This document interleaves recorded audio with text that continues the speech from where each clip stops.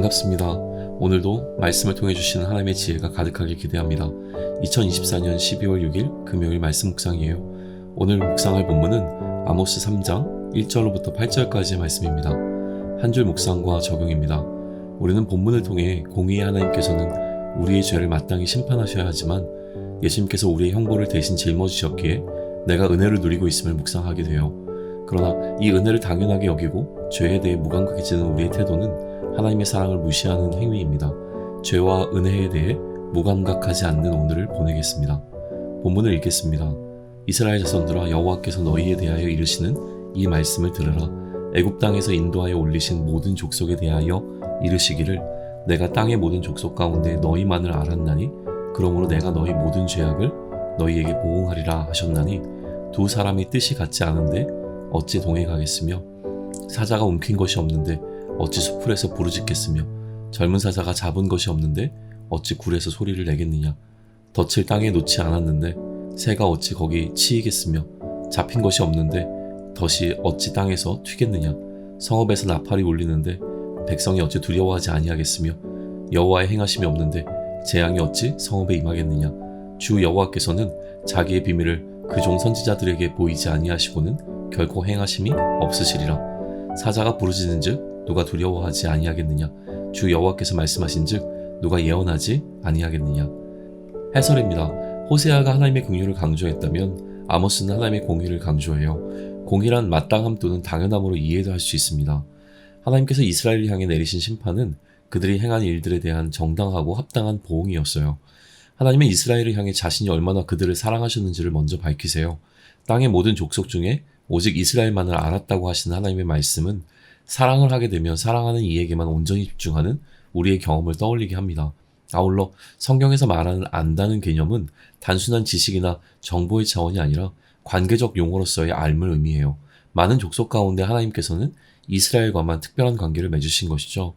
그렇게 하나님께서 이스라엘을 택하시고 사랑으로 돌보셨기에 이스라엘의 죄악에 대한 하나님의 심판은 결코 과한 것이 아니라 합당하고 정당한 것이라고 말씀하시는 것입니다. 오늘 본문에서 하나님은 이스라엘에게 이러한 공의의 마땅함에 관해 예를 통해 말씀하세요. 뜻이 같지 않은 이들이 함께 동행하지 않는 것이 마땅하고 사자가 먹이를 잡았을 때 부르짖는 것이 마땅하고 잡은 먹이가 없다면 사자는 소리를 내지 않는 것이 당연하고 새는 덫에 걸렸기에 잡히는 것이 마땅하고 덫은 잡힌 것이 있을 때 튀는 것이 마땅하고 나팔 소리가 울리면 백성들이 두려움을 느끼는 것이 마땅하며 성읍에 재앙이 임했다면 이는 하나님께서 행하셨음이 마땅하고 하나님께서 행하신 일이라면 그것이 먼저 선지자들에게 전해졌음이 당연하고 사자가 부르짖으면 본능적으로 두려움을 느끼는 것처럼 하나님이 말씀하셨다면 선지자는 예언하는 것이 마땅하다고 말씀하십니다. 이처럼 모든 것이 마땅함이라고 하는 이치 안에 있는 것처럼 하나님께 죄를 범한 이스라엘이 그 죄악에 대해 보응을 받는 것 역시 마땅한 일입니다. 이 마땅함이 바로 공의입니다.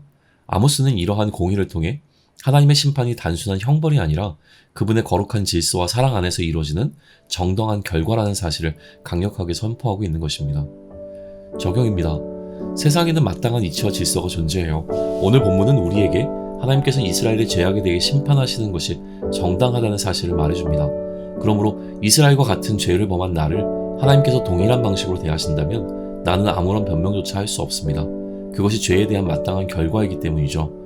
그러나 놀랍게도 하나님께서는 나를 마땅한 방식으로 대하지 않으셨어요. 오늘도 하나님은 내게 마땅한 진노를 내리시지 않으실 거예요. 하나님의 공의가 내 삶에 적용되었다면 나는 분명 이미 하나님의 진노 아래 놓여 있을 겁니다. 그런데도 내가 그 진노를 피해 살아갈 수 있는 유일한 이유는 예수님 때문입니다. 내가 마땅히 짊어져야 할 형벌을 예수님께서 대신 감당하셨기 때문이죠. 문제는 이 엄청난 은혜가 나에게 어느새 당연한 것처럼 여겨지고 있다는 겁니다. 예수님께서 나를 위해 희생하시는 것이 마땅하다고 생각하고 있는 것이죠. 결과적으로 나는 나의 죄에 대해 무감각해지고 하나님의 즉각적인 심판이 나에게 임하지 않는 것을 당연하게 여깁니다. 하지만 이 모든 것은 하나님께서 나를 얼마나 사랑하시는지 깊이 깨닫지 못한 결과일 뿐이에요. 하나님께서는 나를 특별히 사랑하시며 존귀하게 여기십니다. 그럼에도 나는 그 사랑을 너무나 쉽게 생각해요.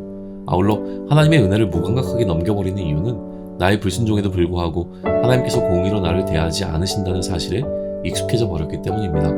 하지만 기억하세요. 하나님의 공의가 나에게 적용되지 않는 이유는 단 하나, 예수님께서 나를 대신하여 그 모든 형벌을 막아주셨기 때문입니다. 그러니 우리는 이 엄청난 사랑과 은혜에 합당한 삶을 살아야 해요. 구원받은 자로서, 하나님의 백성으로 부름받은 자로서, 예수 그리스도를 믿는 자로서 그 은혜에 합당한 삶을 살아가야 합니다. 하나님께서 내게 부어주신 사랑이 결코 당연한 것이 아님을 기억하며 그 은혜의 감격 가운데 순종의 삶을 살겠노라고 결단하며 오늘을 살자고요. 이것은 선택의 문제가 아니라 구원받은 자로서 마땅히 살아가야 할 길입니다. 한 줄 묵상과 적용입니다. 우리는 본문을 통해 공의의 하나님께서는 우리의 죄를 마땅히 심판하셔야 하지만 예수님께서 우리의 형벌을 대신 짊어지셨기에 내가 은혜를 누리고 있음을 묵상하게 됩니다. 그러나 이 은혜를 당연하게 여기고 죄에 대해 무감각해지는 우리의 태도는 하나님의 사랑을 무시하는 행위입니다. 죄와 은혜에 대해 무감각하지 않은 오늘을 보내겠습니다. 기도드립니다. 마땅히 받아야 할 형벌을 대신 짊어지신 예수님의 은혜를 자꾸 잊어버립니다. 그 은혜를 기억하게 해주세요. 그 사랑을 당연히 여기지 않으며 구원받은 자로서 마땅한 삶을 살기 원합니다. 오늘 나의 죄에 민감하게 반응하고 회개와 순종으로 나를 마땅함으로 대하지 않으신 하나님의 그 사랑에 응답하길 원합니다. 예수님의 이름으로 기도드립니다.